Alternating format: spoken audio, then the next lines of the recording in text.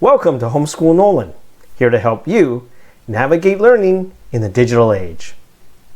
Today I'd like to talk about one of the most important events in Chinese history that you probably never heard of, and that is the Taiping Rebellion from 1850 to 1864. Now, why was this important?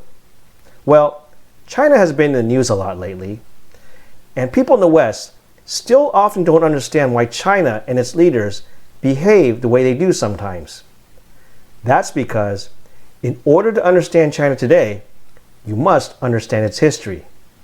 And China, of course, though, has over 4,000 years of recorded history.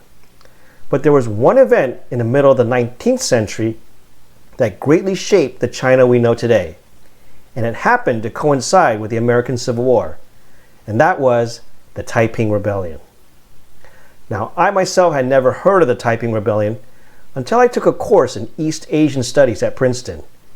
Even then, I didn't fully appreciate the significance until I came across this book by Professor Stephen Platt titled Autumn in the Heavenly Kingdom, China, the West, and the Epic Story of the Taiping Civil War. Note that Platt calls it the Taiping Civil War instead of the Taiping Rebellion, as it is commonly remembered. That's important because a rebellion implies some sort of insurrection against a legitimate government. A civil war, on the other hand, implies to the outsider of a conflict between equals with no clear right and wrong. But like the American Civil War, the Civil War in China continues to fascinate and invite new perspectives. And it's important to understand what went on if we were to better understand the world we live in today. But first, what was the Taiping Rebellion?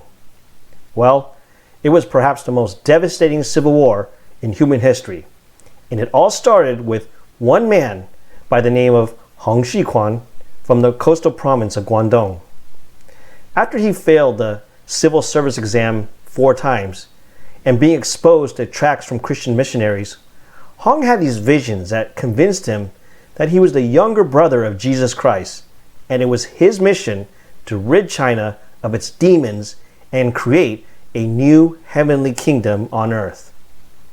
What started out as a religious movement quickly became a full-fledged military rebellion to overthrow the ruling Qing dynasty. Now, one might wonder how he quickly gained tens of thousands of followers in an age before social media and modern communications. Well, China in the 19th century was plagued with mass poverty, government corruption, and it was ripe for peasant rebellions. There was also a racial component to his appeal. China at the time was ruled by the Manchus, who were a distinct ethnic identity from the majority Han Chinese. So many in the Taiping movement saw their mission as one to rid China of its foreign rulers. Now, the ruling Manchu dynasty at the time already had their hands full with real foreign threats, namely British imperialists who had been bullying China with gunboat diplomacy. The Qing dynasty was clearly in decline, and this enabled the Taiping rebels to capture many major cities across 18 provinces, including the southern capital of Nanjing in 1853, where Hong Xiuquan declared himself the new heavenly emperor of the new heavenly kingdom, or Tianguo. Once in power, the Taipings ruled with a strange mix of Christian morality, progressive feminism, and communism. As Christians, they banned opium, prostitution, and gambling. Like progressive feminists, they banned foot binding for women and made women equal to men. And like communists, they banned private property and had land redistributed by the state. Now, for a while, it looked as if the Taiping rebels might be able to overthrow the Qing dynasty. But internal conflict began to weaken this new heavenly kingdom, and the ruling Qing dynasty eventually found their own general by the name of Zheng Guofang, who was able to suppress the rebellion. But what really tipped the scales, according to Stephen Platt in his book, is that the Western powers, led by Britain, decided to intervene by supporting the ruling Qing government. Now, Britain had initially tried to stay neutral in this Chinese Civil War, but when the American Civil War broke out in 1861, the British lost the American South as a major source of cheap cotton. So, in order to protect their global economic interests, they wanted to preserve the trading rights and Chinese markets they had gained from the Qing government through the Opium Wars and gunboat diplomacy. So Britain then decided to throw their support behind the Qing government. With the help of Western weapons, mercenary soldiers, and other resources, Zhang Guofan was finally able to defeat the Taiping Kingdom in 1864.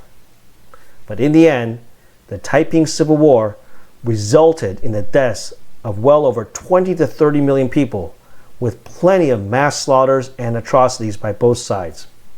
It was by far the deadliest civil war in history. So why is the Taiping Rebellion relevant to us today? Well, for one thing, the Taiping Civil War is a large reason why there are so many vibrant Chinese communities in countries around the world today. Because of the death and destruction it brought all across China, the war brought a mass migration of Chinese to nearby countries like Singapore, Malaysia, Thailand, Indonesia, and the Philippines. The war permanently changed the demographics, not just in China, but in many other countries around the world. But what intrigues me most about the Taiping Civil War is how perspectives on it continues to evolve over time. Now, what do I mean by that? Well, history is usually written by the victors who cast themselves as the good guys. But the victor in this war, the Qing government, was a dying dynasty, besieged by threats both internal and external. The ruling Manchus would finally be overthrown just 5 decades later in 1911. And the hero of the war, General Zhang Guofang, was branded by many Han Chinese as a traitor to his race for keeping the foreign Manchus in power. The Taiping rebels, on the other hand, despite having brought death and destruction throughout China, also represented a strange mix of Christianity, Chinese nationalism, and communism. And because of that, they would often be romanticized by Chinese revolutionaries of the 20th century, by men from Sun Yat-sen to Mao Zedong. If you study Chinese history, you may have heard the term mandate of heaven, the idea that China's ruling dynasty are given a mandate from heaven to rule. But when disasters such as famine, floods, and peasant rebellions arise, they are a sign that they have lost heaven's favor. All those signs were in place in China in the 19th century. But this time, the Western imperialists intervened and kept the ruling dynasty in power. And it's interesting to speculate what might have happened had Britain and the other Western imperialists remained neutral or even sided with the Taipings. Would China have emerged stronger entering the 20th century? We will never know for sure. But what we do know is that the issues that sparked the Taiping Rebellion, issues such as ethnic nationalism, corruption, poverty, religion, and social unrest, still plague China and other countries today. And that's why the Taiping Civil War deserves our attention and study today in the 21st century. By the way, if you're looking for an online platform for studying history, check out study.com. Study.com has over 8,300 engaging videos, including lessons on Chinese history. I use it with my son, and we find it a great way not only to support his homeschooling, but my own supplemental learning as well. Use the coupon code HomeschoolNolan and get 30% off the first 3 months. Check out study.com today. Like the American Civil War, the Chinese Civil War in the middle of the 19th century shaped the destiny of a great country in the 20th and 21st centuries. And that's why it deserves to be studied as much as the American Civil War. If you're interested in learning more about the Taiping Rebellion, I recommend checking out Stephen Platt's book, Autumn in the Heavenly Kingdom.